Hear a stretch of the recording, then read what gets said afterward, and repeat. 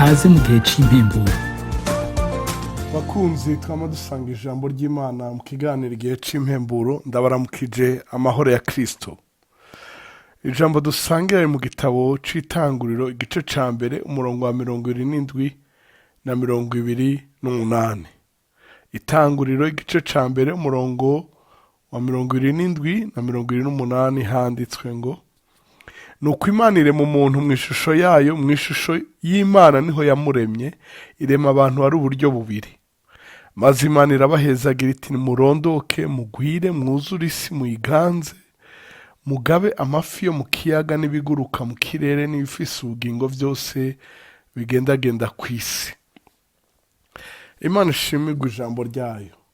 Mukundwa uri kuradukurikira, namwe mwese mwama mudukurikira muri benshi, mbere muhanahana ubutumwa bw'ikiganiro c'impemburo yaba ku mavideo n'amaudio.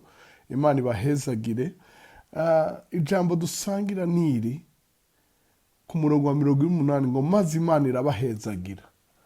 Ndagomba utahurira ijambo mu vyo uri kuraca mu vyose, yaba ari umugisha canke ari ingorane. Ngomba ndakore ko umuntu yatanguranye n'umugisha.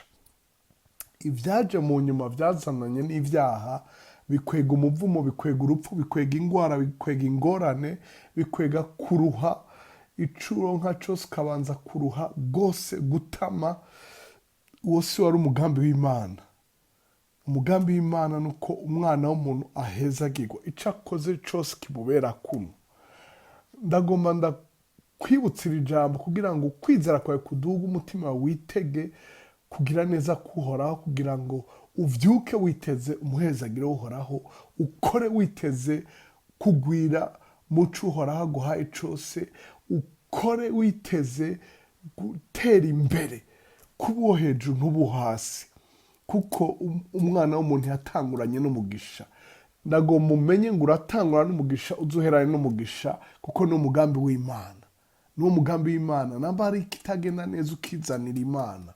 Yoyo ari Alpha na Omega. Iraza aho vyapfira, iraza aho bipfundika, iraza aho bigwariye, iraza aho bigoye, ikwereka ico ukwiye kwihana, ikwereka ico ukwiye guhindura, ikwereka ico ukwiye gutunganya.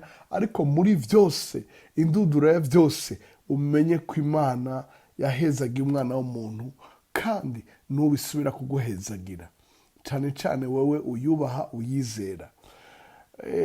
Yesu atangura igikorwa ciwe, atangura avuga ngo abahigwa baribo. Mu zindi ndimi nko mu Congereza avuga blessed, nico abahigwe, aho bavuga ngo abahezagiwe. Yerekana abahezagiwe baribo. Hahiriwe aboro mu mitima, aboro abafise inzara n'inyota vyo kugororoka mu mitima yabo, ko aribo bazohazwa. Hahiriwe ababanguranya, ko aribo bazokwitwa abana b'Imana. Hahiriwe, yerekana ubuhigwe canke guhezagira ingene biza. Imana ishimwe cane. Hariho urufunguzo yatuzaniye. Ntiyashobora kuja kwigisha vyinshi atatwibukije umugambi w'Imana wa mbere wo guhezagirwa. Mukundwa, ndakwifurije guhezagirwa n'Imana. Uje mu ijambo ry'Imana, urabe ico Yesu Kristo yakoze ku musaraba. Umuhezagiro wisuke kuri wewe, kubawe no kuvyawe.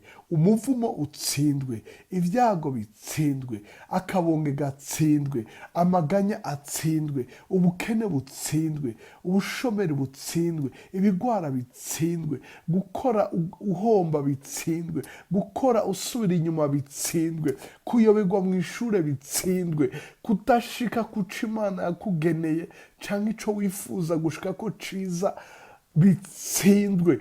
Bitsindwe, ushike ku vyiza. Umenye ngo igihe Imana arema umuntu yatanguye imuhezagira. Umenye ngo ico kiri mu mugambi w'Imana. Ivyo Satani yakoze vyaje mu nyuma. Ivyaje mu nyuma sivyo biganze vyaje mbere. Imana iracari hejuru ya vyose.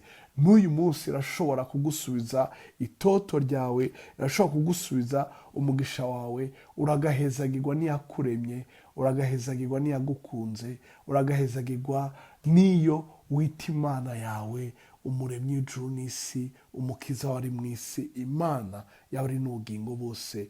Imana iguhezagire, wewe waduteze yompi. Urakoze.